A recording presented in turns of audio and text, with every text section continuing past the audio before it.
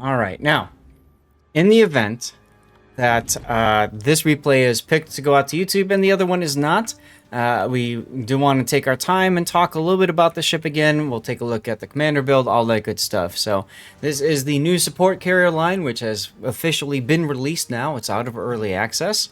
Characteristics of it is it's got 2 tactical squadrons. You can see on the bottom of the screen there, you've got the tactical rockets and the tactical dive bombers, both of which use HE ordnance. Both of those tactical squadrons come with the ability to drop smoke over whatever you want to smoke. And they also have the ability to drop a fighter. This fighter is a little bit different than a standard fighter plane that you have in a different carrier line. It only spots out to 2 kilometers, so you can't really use it to spot things at range like you could in a normal. You have to get out of that habit. And the other thing is that the patrol radius is a little bit larger, and they have quicker... Grunty, what is it? Quicker latch time, is it? Or summon time, or both? I can't remember the exact... Quicker latch time. Quicker latch time, thank you. So, generally, some players will like to build into at least the patrol radius of that.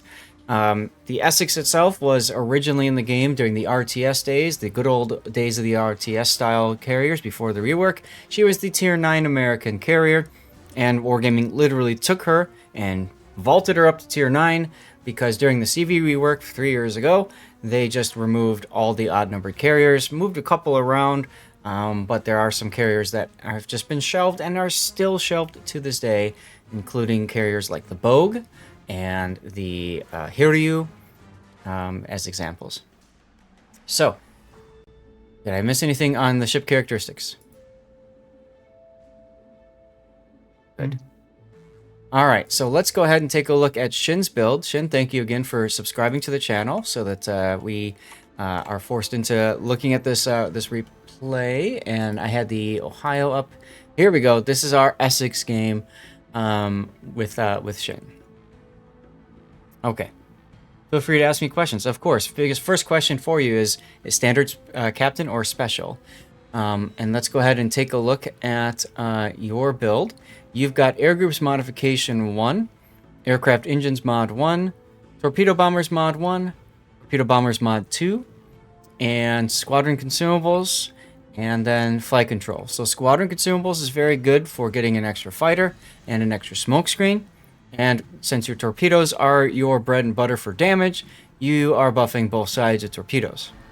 We talked about this in the previous replay. As an alternate, you could always put the smoke generator modification in slot 3. This is extremely helpful, especially helpful, I should say, if you are divisioning with teammates and you are communicating and can, you know, coordinate smokes and stuff.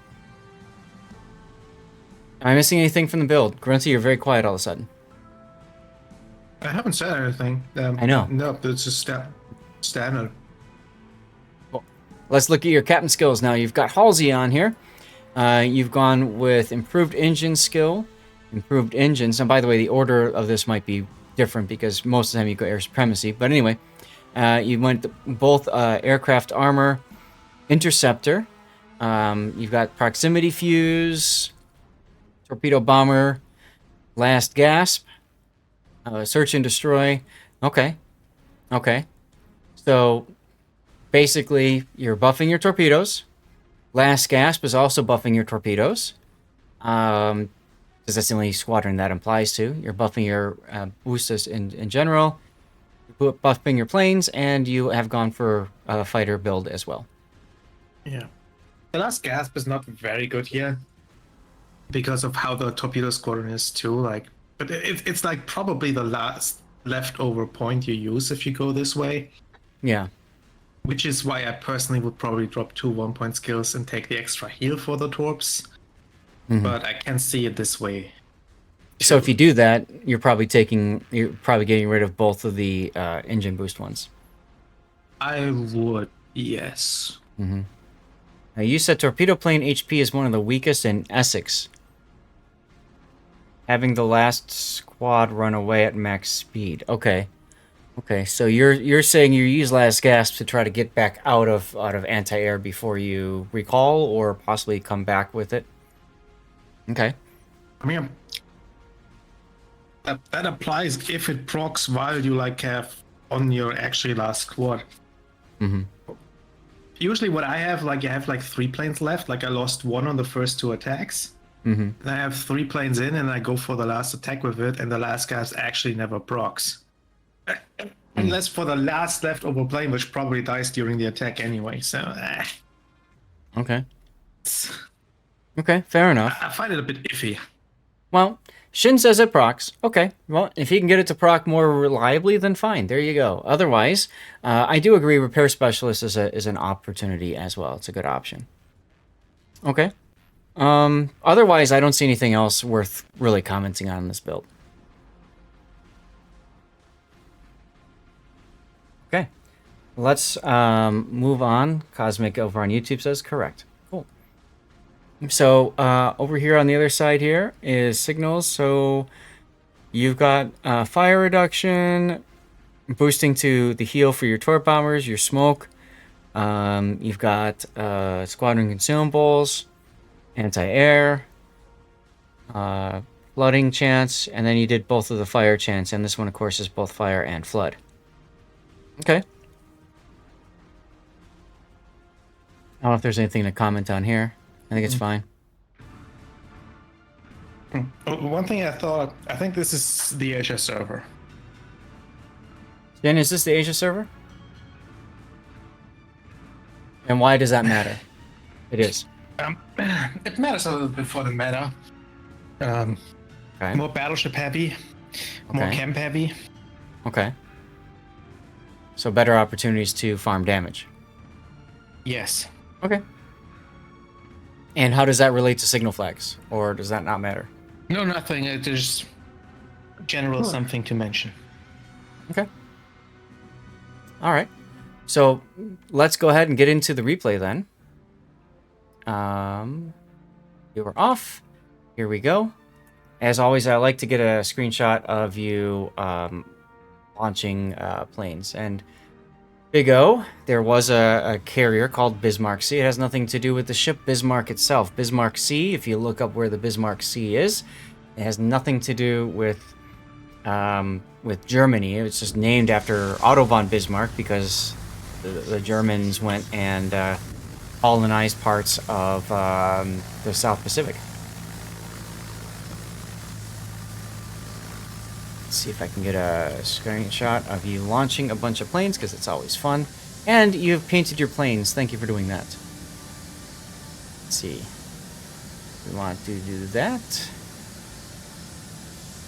Let's go closer so that we can get more of the carrier in the screenshot. How about something like that? Yeah, that can work. There we go. Boom.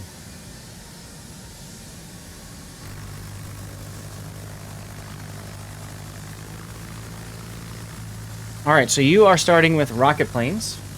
Thank you, Falcon. Hey, Falcon, how was Dune 2? Essex paired with a smokeless destroyer like the Smoland seems nasty. Of course it's nasty. You put the smoke for him, right? And that's where we commented before about how ships like these are really well suited to divisions that are going together. You're back on Twitch? Fair enough.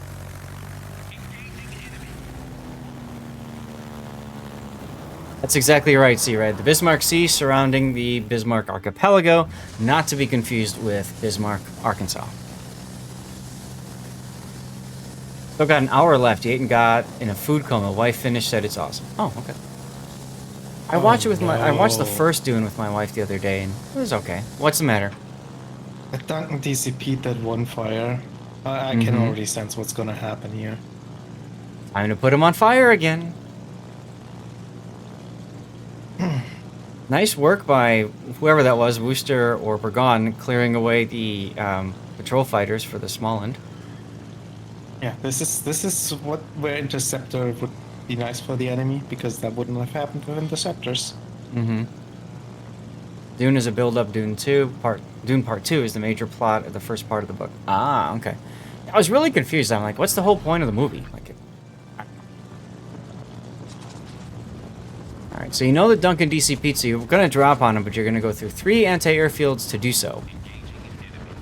You lost one plane. You're probably going to lose a second before. Yep. But if you can get him on 2 fires, only 1. Ooh, Cyclone. Now, by the time you got to that Duncan, he DCP'd 1 fire already, so he could DCP the next one pretty quick. The Duncan seems to be very unhappy with you. I'm surprised you went. I mean, I guess the Kunan was ready. I'd probably gone for the torps there. In this particular squadron here, I think he's fixing to smoke up his small end buddy. Yeah, it makes sense if you want to do this. I figured he's swearing at you. I mean, you don't have to know this game or play this game a lot to realize, you know, you're playing a carrier. You did something to him twice now. He's gonna swear at you. Good thing your rockets are striking a ship that has 2 fires on it. Oh well. They just dropped. Like, they're tiny Tims. Like, they do good damage if you hit. Of course. And a broadside battleship is like what you want to go for with them. So, no harm, no foul. Now you're back in. So it looked like you were ready for smoke for your small end buddy, and your small end buddy said, nope, I don't actually need it. So here we go.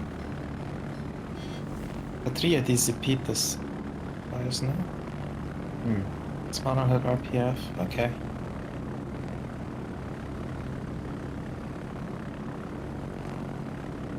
Right, so you had a sub, and you had information where a destroyer wasn't near. Right.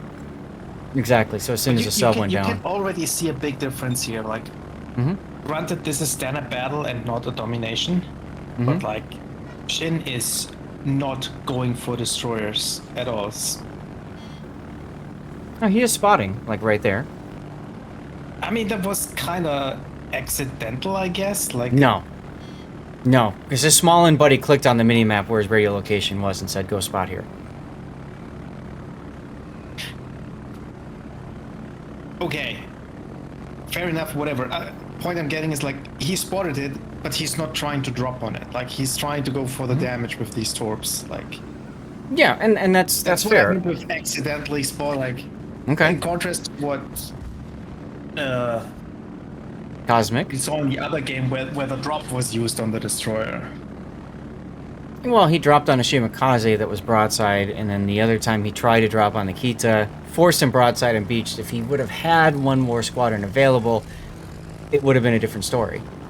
One more drop, I mean, you know. So he'll use now to mitigate the AA coming in. It's usually what you do unless you use it for after taking a flak.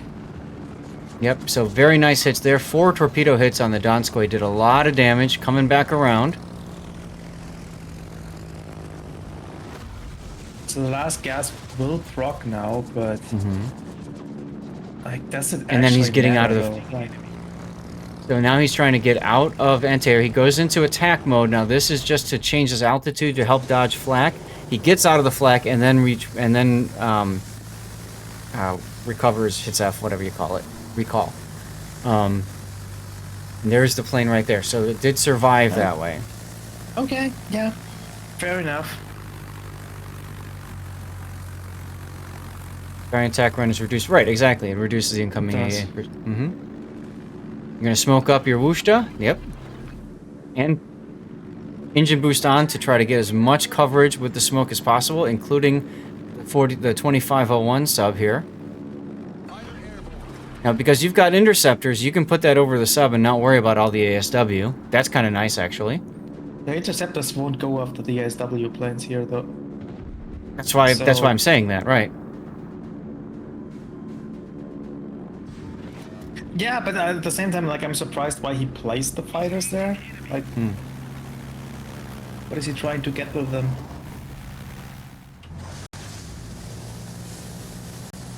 Yeah, you don't want him... Right, I know. Exactly. Yeah, you want to put that circle of nope over so that if he does surface, then nothing spots him. Exactly. And because they're interceptors, nothing will clear that out. So that becomes a permanent circle of nope for the enemy carrier.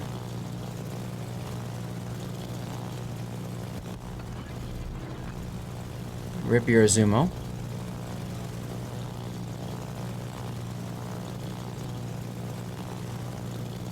think this is a kind of good opportunity to use the bombs on the Halford. Mm-hmm. Decent What I would chance do. of actually killing it with him. Plus you light him up again for... This is always one of my favorite parts where you're like, mine's bigger. And you drop yours down. Yep, rip that sub you were trying to save.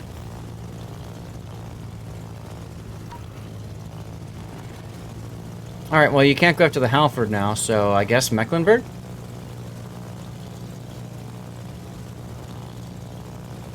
No? Worcester? I would have taken the Mecklenburg there. Oh, look how low the Worcester is, though. Okay, if you knew the booster was that low, I completely understand.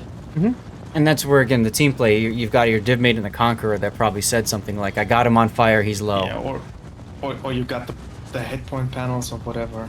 Mm-hmm. Makes sense. It doesn't even matter that you lose a lot of planes in the attack run. You only need like one bomb hit and you're golden. There it is. And even without the bomb hit, it's still spotting for your teammate anyway. Right, you spotted the other cruiser there in the back too. Donskoy. Mm-hmm. Okay.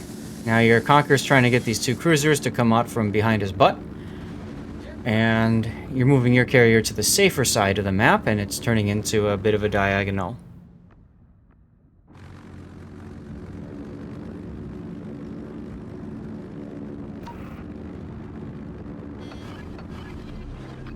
Smoke and speed boost to try to get the small end to threaten the cap. Fighter, see again, Cosmic was talking about this on your replay. He put it in front so that the small end has area to work with. ASW doesn't matter, so Duncan tries to use ASW there to clear the planes away. Doesn't matter. It's actually impressive that the Duncan does this. I think that is something CISO related too. These guys here CCV so much. They're a bit more used to playing against carriers. I don't remember when the last time was on NA or U when I saw a battleship using ASW to clear out, or try to clear out fighters.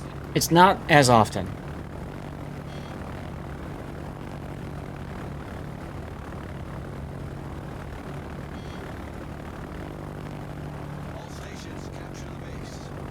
Okay, so it looks like the enemy team has turned around from their push. And you're gonna drop the Lion? You're gonna pre-drop, you're gonna drop the Lion, okay. Healing to get into range.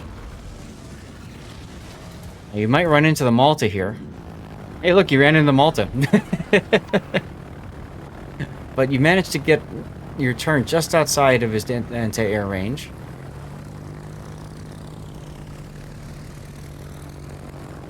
And of course, those torpedoes encourage him to go straight so you can drop and anvil him. There's your last gasp. And you're going to go for it.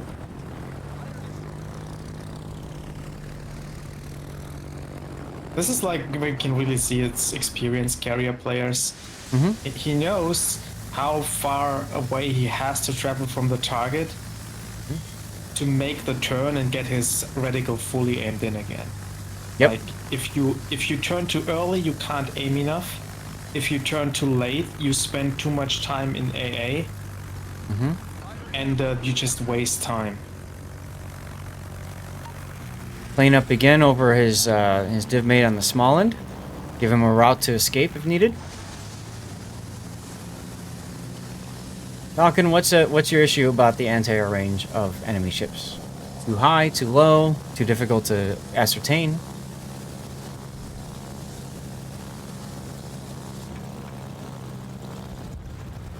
Yeah, I do too, and it does really help.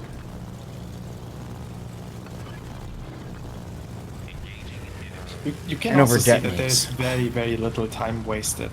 Like he spots a ship, and there's a split-second decision: can I make a good drop or can I not? And if it's a good drop, you immediately see him do it.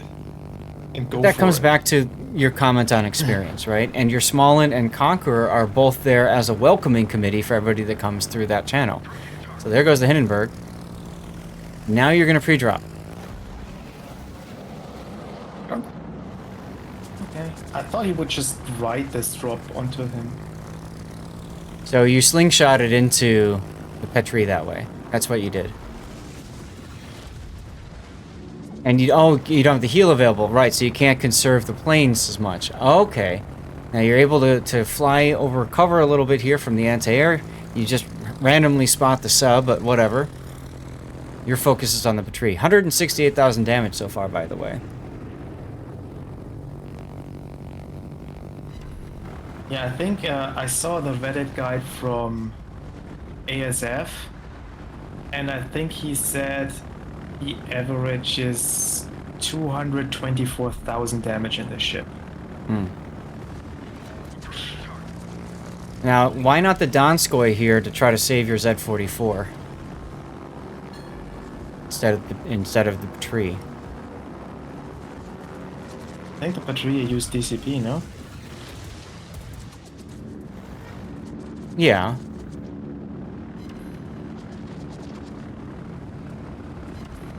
And there's a sticky flood. That 44 actually burns out the Donskoy. I'm amazed that that happened.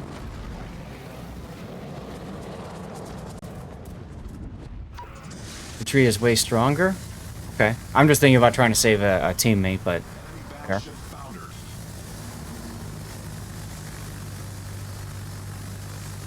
And Burgon kills the mech. Hey, things are looking pretty good for you. You are at 225,000 so far. And that player you're talking about is AF is short of water, right? Yes. Okay. Just for people that don't know who that person is. That's what I'm, trying to put the full name out there so people can go find him. I didn't know the full name. That's why I didn't say it. Same. It's a historical reference. You understand the story behind that or no? No. Okay, so in World War II, the Americans were deciphering the Japanese code. Comes a drop on the line. And they believed, they predicted the Japanese invasion of Port Moresby. That was the Battle of Coral Sea. And they believed the next target was going to be Midway. And so what they did was they found something called AF that the Japanese kept referring to. AF this, AF that, whatever. And the American codebreakers thought that meant Midway. So the way to figure that out is that they had Midway send an urgent request in the clear for water, saying that their water reclamation or whatever, their desalination plant is broken. And so then they intercepted a code from the Japanese that said AF is short on water. So that's how they knew that the Japanese were going to attack Midway. And that's the name AF short of water. That's where that came from. Okay. Yeah, you're learning history. Why would I know that? He's German. That was a good smoke, yeah.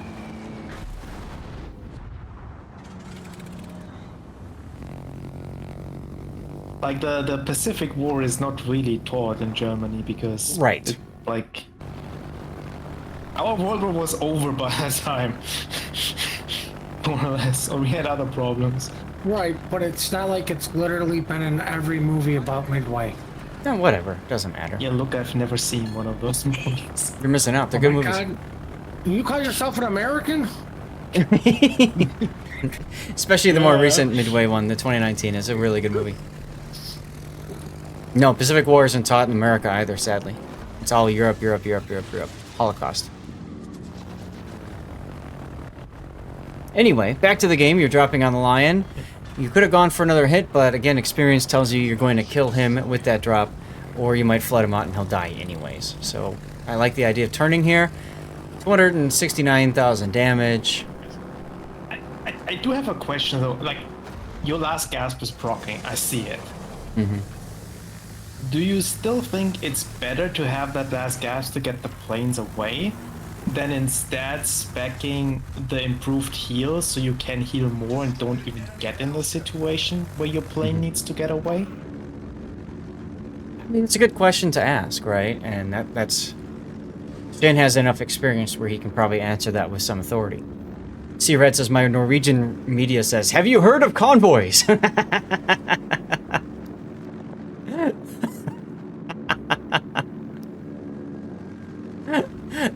Love it. I like how you're just no F's given flying your attack squadron through the planes there. Yeah, you have to sacrifice the improved engine boost on top. Like improved engine boost plus last gas versus heal. Like I pretty much have the same build as you right now, except I have the heal. There you go. Thanks for the gifted sub, dude.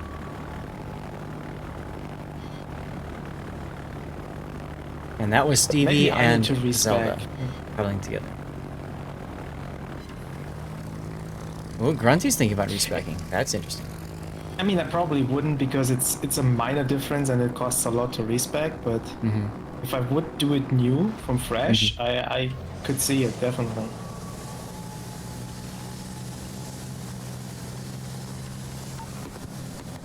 And wow, Also, it's crazy Confederate. how freaking close this game is, despite what you did there. Have been doing?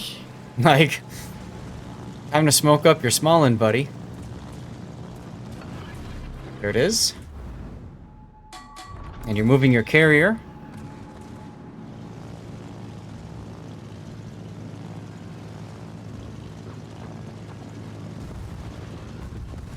Very nice.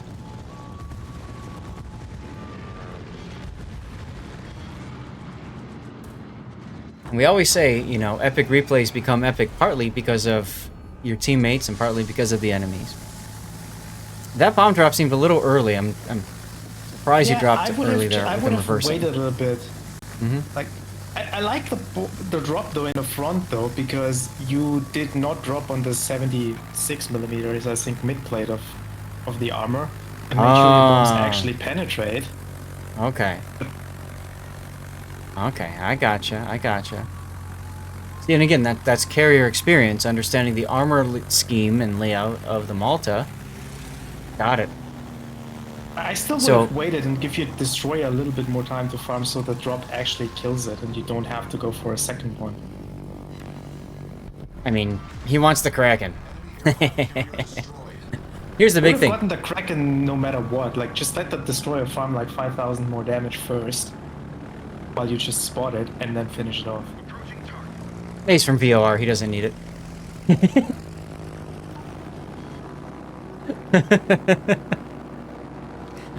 Fighter is about to tag. Yeah, I mean, I understand in that moment. Just get in there. Outstayed and just spot it, and then 6 seconds to go. That's a GG's. What a game. he did proc Halsey, by the way, with the Confederate too, for the 20%.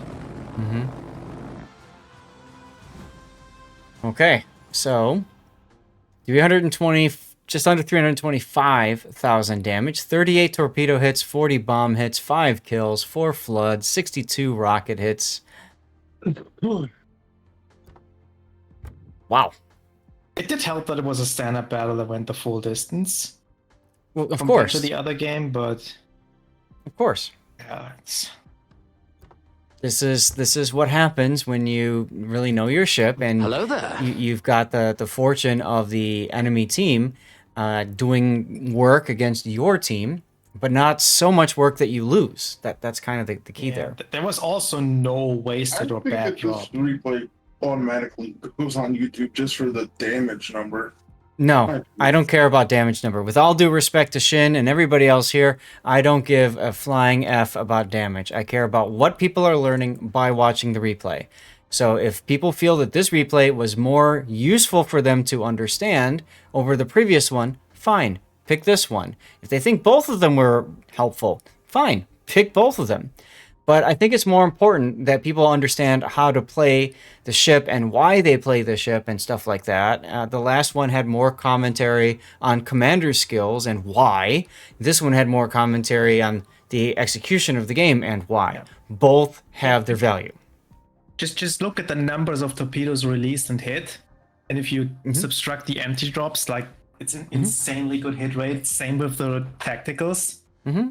The bombs not so much, but that is due to the reticle. Like you will always miss a lot of the bombs because of the circle. Like you can't prevent that.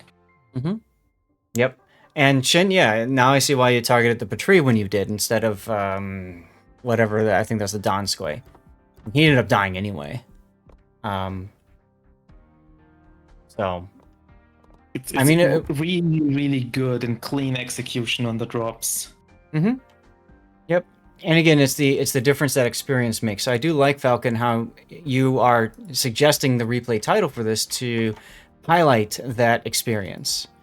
Because I think that makes perfect sense. So let's go ahead and put the replay render up. Here we go.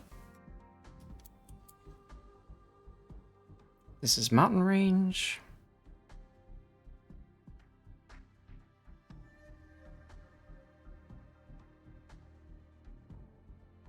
I'm a little bit surprised that the Malta didn't even try to strike you, though.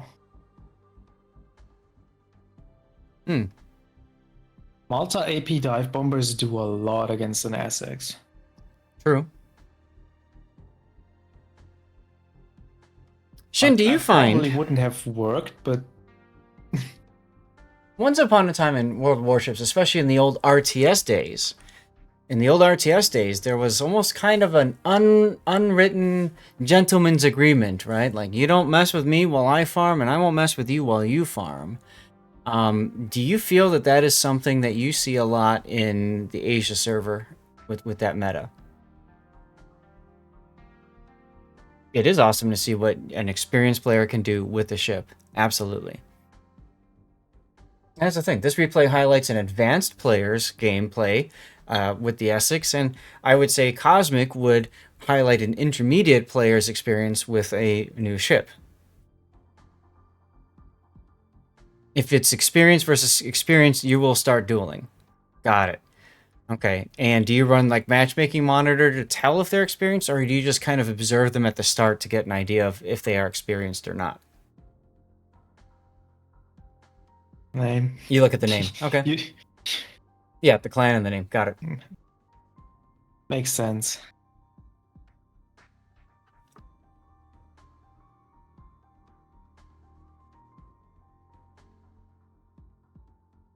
I do like that the replay render highlights the smokes, because the smokes were key in this game. I don't feel like you wasted any of them.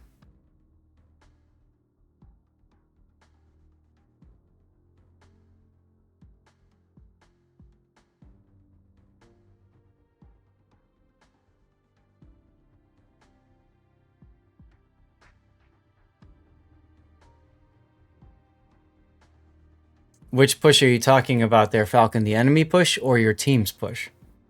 You save the smoke for mid to late game when you had to be more aggressive or covering the teammates, right? But you're also covering the ones that needed the smoke, which is huge. So here's the part where you focus down the Patrie instead of the Donskoy, right? I mean, it makes sense if you just look at the positioning of his team. You'd expect the Donskoy to die there.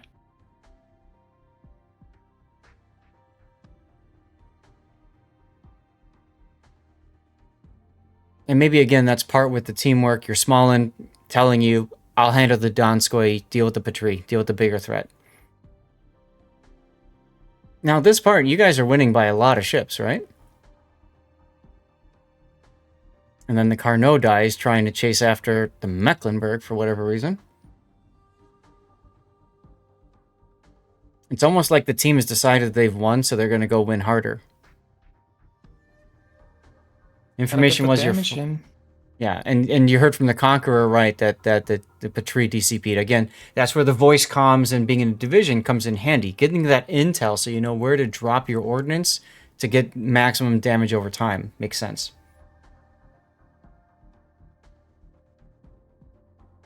All right, Big O, there's your Ohio Cover My Replay, and then we've got your resub Cover My Replay for Have you played the Essex solo? Or are you always playing it in division like this? You play it solo a lot, okay. And Shin, what would you have done differently if this was a solo battle? I mean, I get you wouldn't have known information like DCP forcings and stuff like that. how do you change your gameplay based off of solo versus your division with somebody else? You wouldn't have targeted the Wooster, right? Because you wouldn't have known he was low health. So maybe you would have gone for mech like I had mentioned. Okay. But I mean, in general, like when it comes to deploying smokes and stuff like that, would you have changed how you smoke people and stuff? Obviously, you wouldn't have smoke for division mates. Your smoke would be more for just general, I think this person's in trouble. You wouldn't go that far in their spawn to begin with. Got it. I don't like this map for carriers because the starting positions are so awkward here. So exposed. Yeah. It is nice that you're next to the island, because that does block some vision and shells, but yeah. Target the H-line battleships more early game? Got it. Well, and there's definitely a difference between that and Cosmic, which is part of the reason I was curious about that, you know? I've only played it solo too, and I'm honestly not that big of a fan because I really think it struggles dealing with destroyers. Mm-hmm. Which again, I think on C server there's generally less destroyers than on an A or U. Mm-hmm. Which makes it a bit easier to play and also relates to being able to farm more damage on the Asia server. Mm-hmm. It's more hit points per battle because they tend to play bigger ships. And we see a lot of battleships on NA as well. Just as Grunty mentioned, if the Malta deals with me, I have 12 minutes of fighters to block him to get closer or... Okay. Yeah, the whole thing is like if the enemy CV tries, right, it puts you off of damage farming duties because you kind of have to protect yourself. Mm-hmm. Yep. Yep. You wouldn't? You're on the other side. Yeah, I guess. And that comes in handy, doesn't it? We saw it come in really handy this game twice. It makes sense, right? Yeah. He can't lure your fighters away to open up a path to attack you because your fighters just will not react to that and stay. Mm-hmm. Okay, so if it was a Nakimov, that's a bigger problem for you. Okay. All right, well. MVR at Millman? Yeah, I've experienced. I've been harassed the whole game by an Immelman once while I played Essex. Okay. And even if you smoke yourself and have the interceptors, you can attack from so far out and just try to hit them inside smoke too with the skips. Mm-hmm. It's tough. Mm-hmm. Well, and going back to my question to you about gentleman's agreement, Shin, one thing that I often find is if I start screwing with an enemy carrier, then they'll just start screwing with me back, and then we both kind of lose, essentially. So I find a lot of times I won't mess with the enemy carrier unless I, like, you know that they're really good and need to try to find a way to stop them or whatever. So it does depend who's behind the carrier, yeah. All right, well, hey, thank you for sending this replay in. It was nice to see kind of, I guess you could call it a peak performance in an Essex, which is brand new and out there. So thank you much, dude.